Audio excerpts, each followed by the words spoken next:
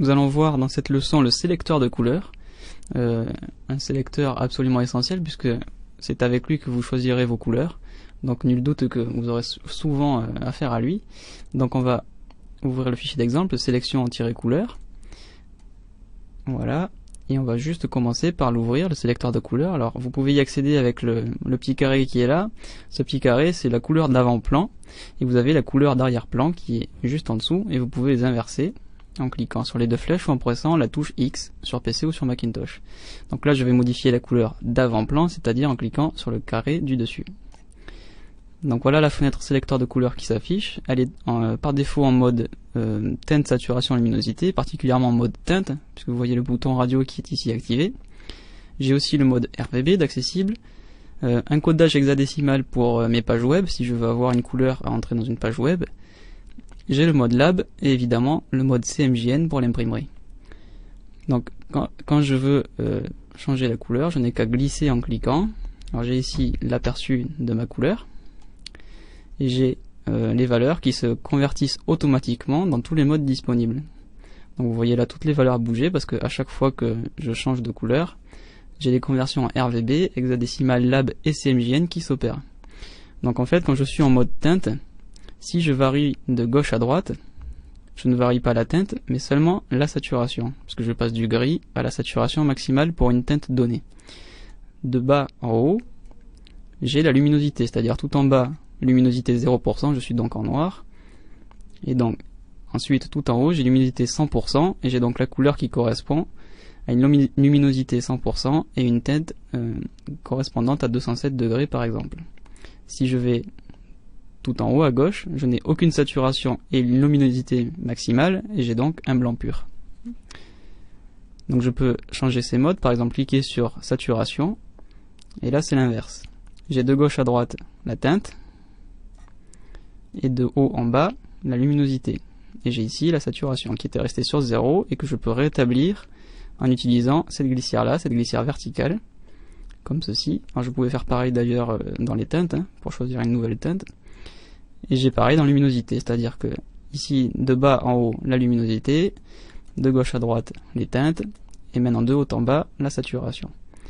Donc la plupart du temps on utilise le mode par défaut qui est celui-ci, c'est-à-dire on choisit une couleur véritablement avec cette glissière, et là-dedans on choisit sa saturation, sa luminosité. Donc là c'est du rouge pur, ici un rouge neutre, et tout en bas du noir. Alors maintenant on va juste voir ce qui se passe quand on prend une couleur un peu trop vive. Vous avez remarqué deux petites couleurs, deux petites icônes qui apparaissent. J'ai le petit panneau en haut avec un point d'exclamation. En fait, tout simplement, c'est pour les couleurs qui ne sont pas imprimables. Donc vous remarquez là les valeurs CMJN qui varient en fonction de mon choix. Et au bout d'un certain moment, voilà, je ne suis plus sur des couleurs imprimables et mes valeurs CMJN ne bougent plus parce que ces couleurs n'ont aucune équivalence en CMJN. Alors pour revenir sur une valeur CMJN possible, je clique sur le bouton, sur la petite icône. D'ailleurs le curseur ne change pas, donc c'est vrai que c'est pas très intuitif, mais je peux cliquer et je reviens alors instantanément à une couleur CMJN possible que l'on pourra imprimer en quadrichromie. Alors après il est possible en imprimerie d'avoir des encres spéciales, fluo, réfléchissantes, enfin tout un tas de choses, mais en quadrichromie il y a des couleurs qu'on ne peut pas sortir, qu'on ne peut pas imprimer.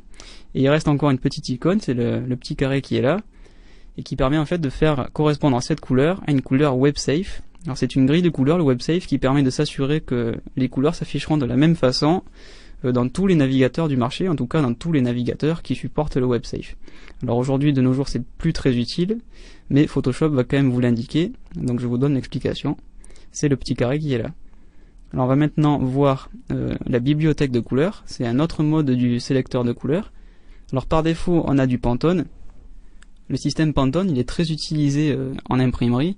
C'est-à-dire que par exemple, il y aura beaucoup de clients qui pourront vous donner une valeur, par exemple la couleur de leur logo. Ils vont pas vous dire mon logo il est en RVB 240, 230, 210. Enfin là je dis quelque chose au hasard. Il est en Pantone 172C. Alors pour eux c'est intéressant. Pourquoi ? Parce que d'une part c'est plus facile à mémoriser. Et surtout Pantone vend des nuanciers papier avec un aperçu de chaque valeur Pantone et des valeurs quadrichromiques correspondantes. Donc pour eux c'est plus facile à mémoriser et nous c'est pas un problème puisque par exemple pour le Pantone 172C Si je clique sur sélecteur, j'ai automatiquement la conversion en CMJN et en RVB, même si je ne possède pas le nuancier. Donc c'est juste un système de classification des couleurs qui est très très répandu en imprimerie, très répandu ce qu'on appelle le print, pour les graphistes print qui travaillent en PAO et en imprimerie. Et donc j'ai moi automatiquement la conversion avec le sélecteur de couleurs, et même d'ailleurs si je veux faire un export pour le web d'une couleur que j'obtiens en Pantone, si on me la communique par Pantone, moi je peux l'avoir directement en hexadécimal ici. Alors il y a plein d'autres nuanciers, mais la plupart du temps on utilise surtout le Pantone, donc il faut bien vous faire préciser si c'est du solid coated, du solid matte, etc. Donc par défaut j'ai solid coated. Donc je fais varier les Pantones ici, avec cette glissière, et je choisis directement un Pantone dans la fenêtre de gauche. Et quand je reviens sur sélecteur, il se convertit automatiquement en CMJN. Alors maintenant, je vais juste glisser le sélecteur de couleur un petit peu vers la droite pour découvrir mon image, parce qu'elle me sert quand même à quelque chose. C'est juste pour vous montrer que, en fait, vous avez une pipette qui est accessible. C'est-à-dire quand vous êtes un sélecteur de couleur, là je masque mon image donc je le vois pas, mais si je viens sur mon image, je peux pomper directement la couleur avec la pipette. Donc là si je sélectionne ce bleu là je veux savoir quelle valeur il a, je clique et j'ai automatiquement la valeur avec toutes les conversions possibles. Donc vous pouvez faire ça plusieurs fois, ça marche.